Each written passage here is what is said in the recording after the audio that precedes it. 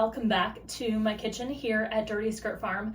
Today's an exciting day because it is my very first preservation project. I just went out to the garden and picked tons and tons of basil. Like this whole colander is filled with basil and I cannot wait to make pesto. We use pesto in so many ways here in our kitchen. I know that this is like the worst thing to say as an Italian, but I don't love red sauce. I really don't. I prefer pesto as a sauce, as my pizza sauce, and we use pesto all year round. The way that I do it is I preserve it up just like you would if you were gonna use it for fresh cooking, and then I save it in these silicone ice cube trays and freeze it. That way I can just take out what I need in the moment and use it then, but I don't have to thaw all of it. I think there might be a way to can pesto, but I've never done that. Honestly, we have a lot of pesto in the garden, but like, I don't even know if I'll be able to fill this 18 little square tray today.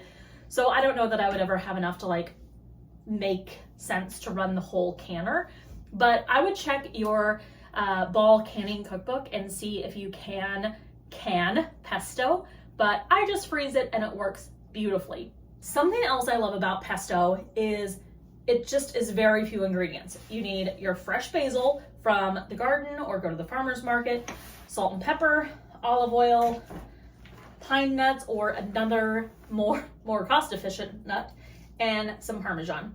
I got this 2-pound bag off of Amazon. It was the cheapest that I could find. Going to the grocery store was just way out of my budget for those super little bags. So I got this 2-pound bag off of Amazon. I have about half of it left from what I didn't use last year. Just keep it in the freezer.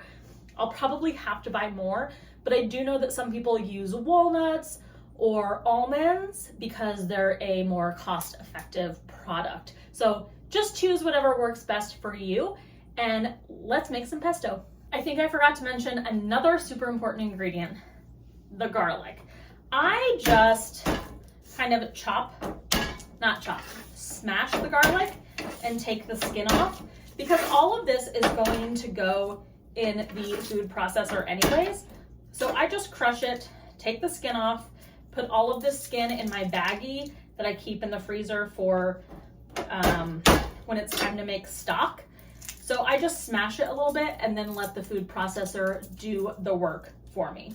In fact, that's what I do with all of these ingredients.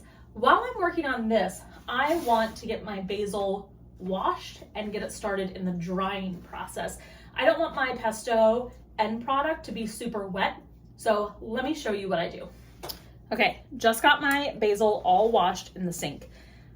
If you were a normal person, you would probably use a salad spinner or something so it doesn't drip all over you.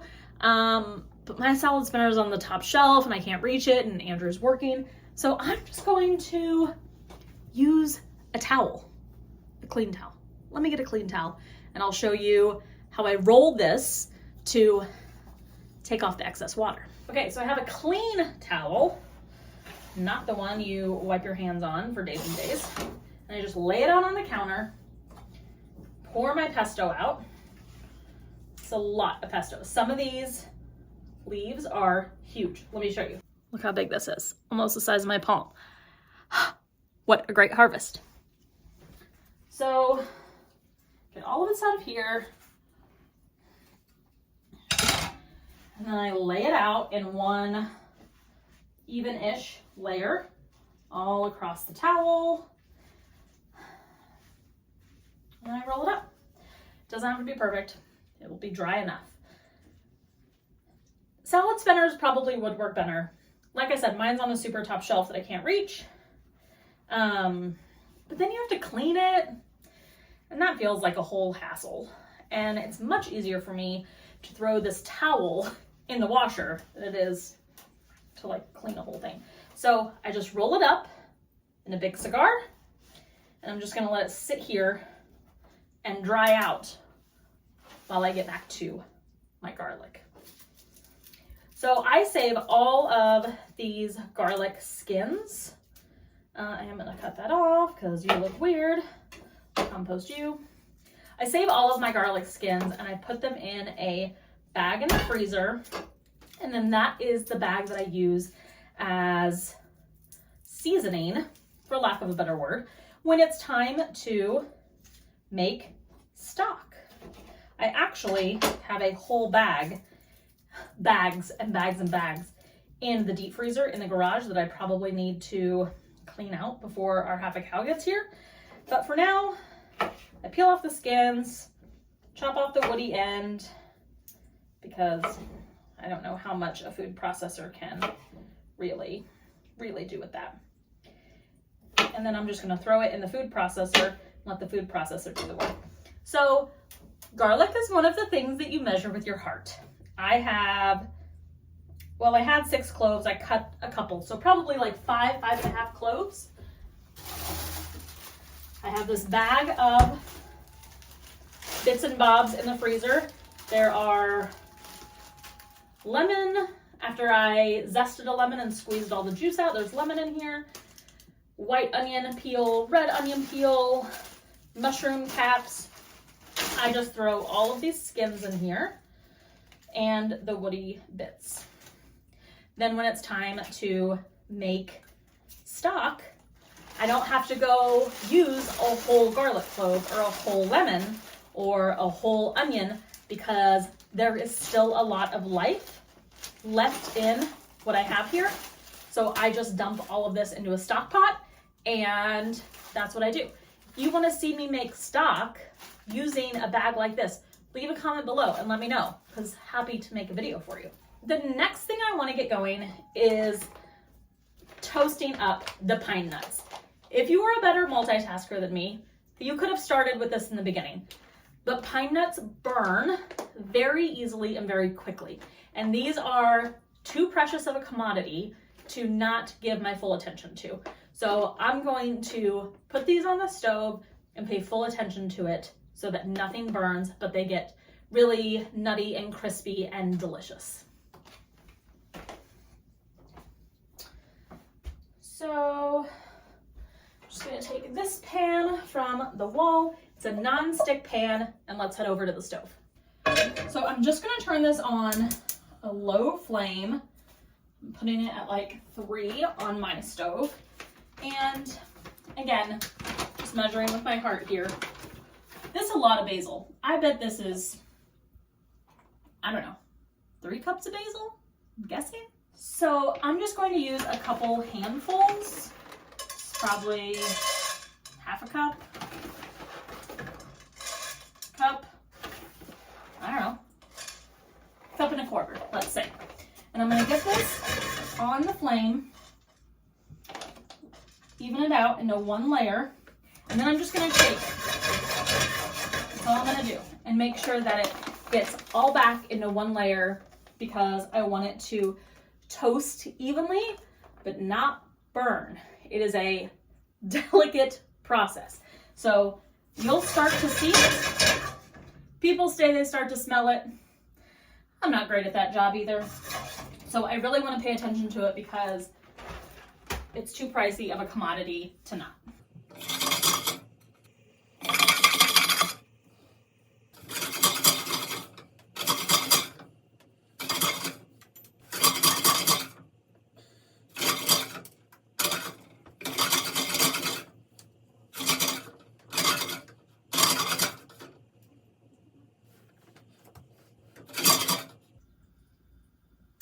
Okay, a couple of them are starting to get some color on them. I'm really starting to smell it. So I'm gonna take it off the heat and let's move to the food processor. Okay, so here at the food processor, I'm going to just throw the pine nuts in.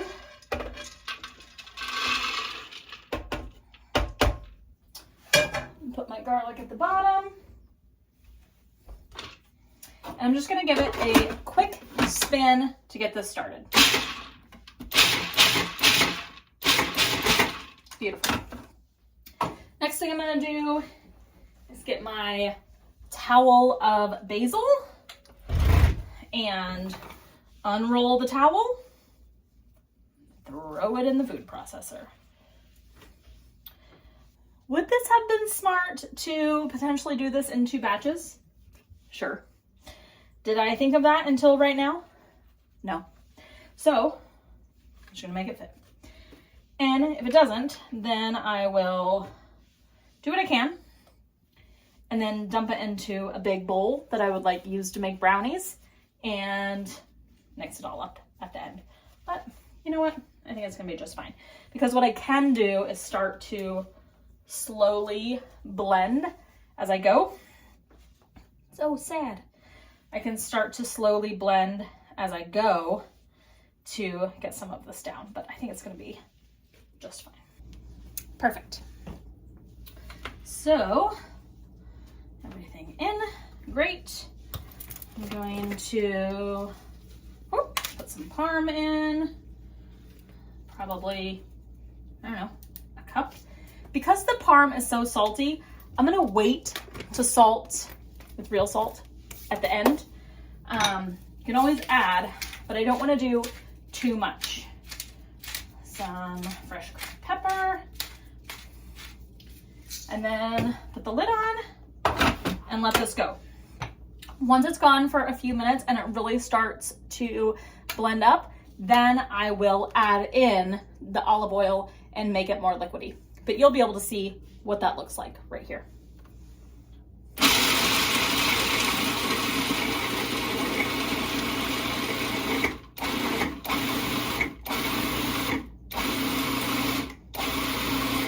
So it's really started to get blended now. This is the point where I want to add olive oil. I'm just gonna drizzle it in at the top.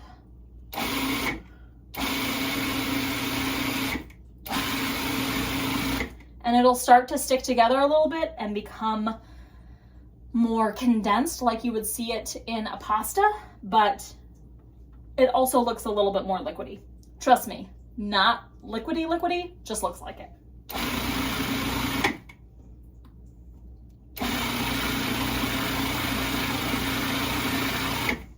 Perfect.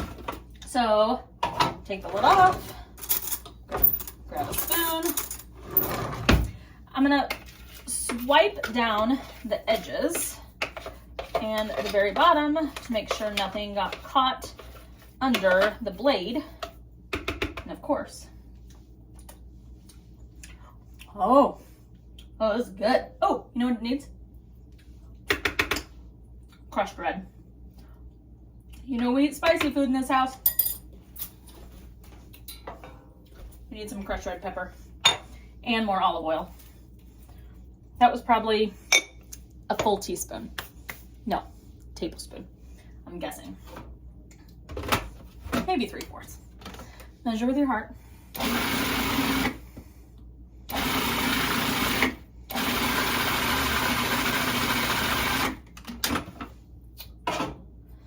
gonna wipe it down again. Just make sure everything gets well mixed, because once it's in the little cube container, you really can't do much from there. So get it mixed here.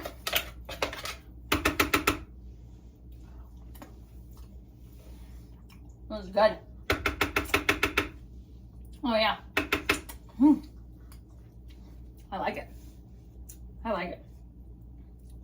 Yeah, okay. I think that's perfect. Let's put it in the container. Okay, last thing we do is put it in this little container. So sometimes it's easier to just scoop it all into one spot and then even it out later. Watch out for the blade. That's what I do. I just throw it in. Whoa! Watch out for the blade. I just throw it in one spot, and then it's easier for me to put it in these little compartments.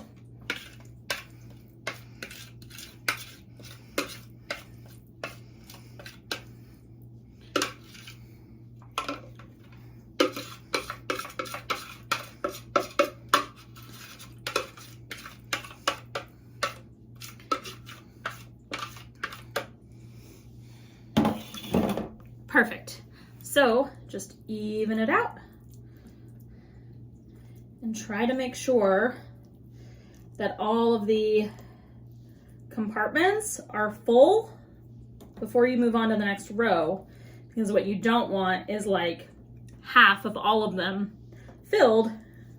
You want them completely filled, even if that means less compartments total. So just get this all smoothed out. And then when I feel like there's enough, I just scrape it off the top like that and start in on a new compartment.